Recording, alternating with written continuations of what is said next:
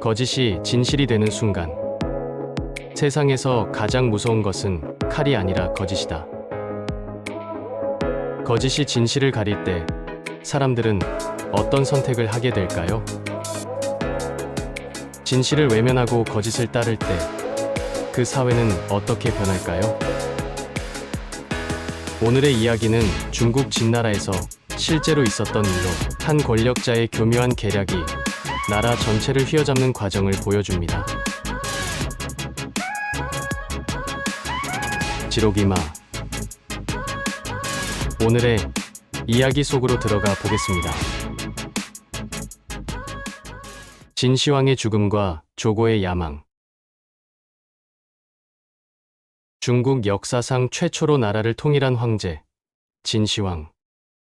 그는 강한 군사력과 법으로 백성을 다스리며 강대한 제국을 세웠습니다. 그러나 세월 앞에서는 누구도 예외일 수 없었습니다.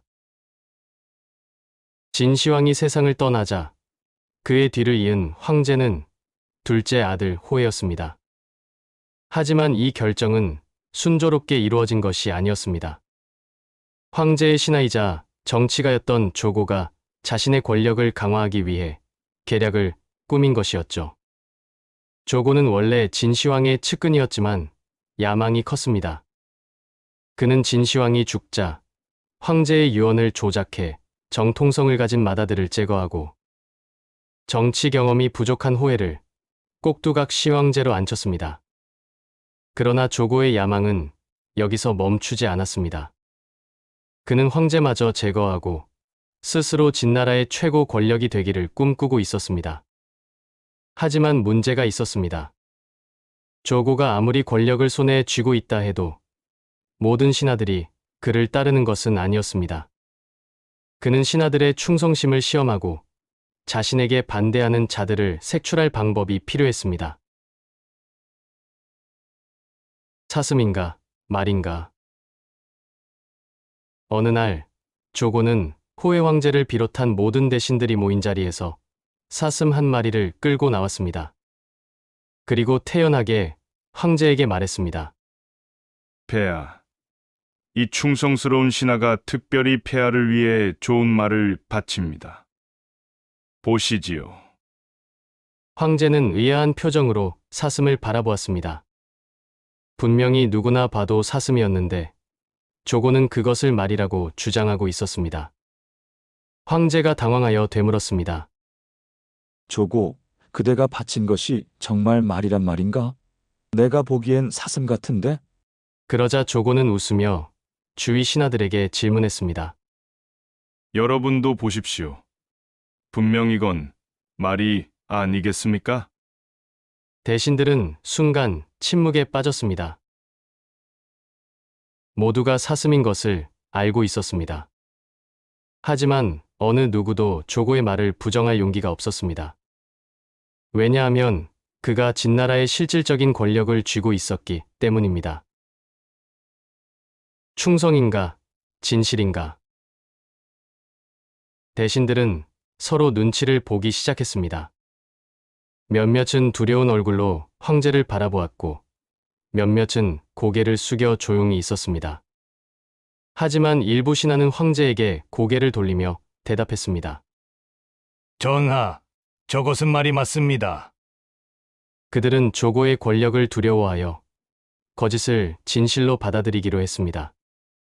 그러나 어떤 신하들은 끝까지 용기를 내어 말했습니다. 폐하, 저것은 누구나 봐도 사슴입니다.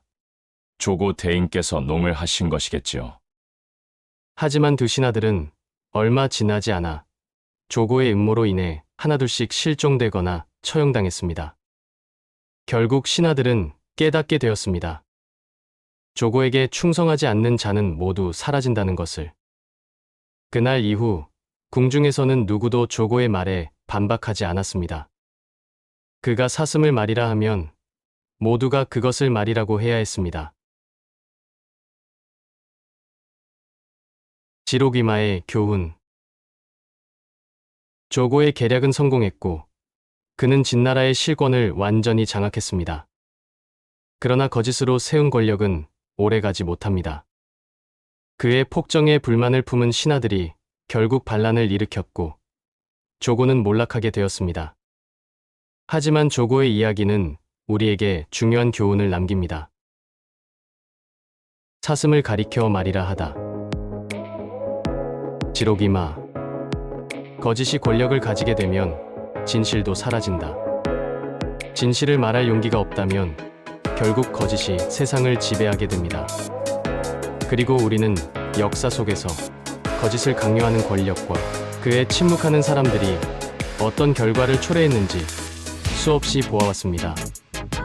당신이라면 그날 조고 앞에서 무엇이라고 대답했겠습니까? 우리는 때때로 사슴을 말이라고 해야 하는 순간을 마주합니다. 그럴 때 당신은 진실을 지킬 용기를 낼 것인가요? 아니면 조고 앞의 신하들처럼 침묵할 것인가요? 지록이마의 이야기는 단순한 옛날 이야기가 아닙니다. 이제는 사슴과 말이 아닌 거짓 뉴스, 왜곡된 정보, 권력자의 조작된 진실이 우리를 둘러싸고 있습니다. 그럴 때 우리는 어떻게 해야 할까요? 진실을 외칠 것인가? 아니면 침묵할 것인가? 그 선택은 언제나 우리의 몫입니다.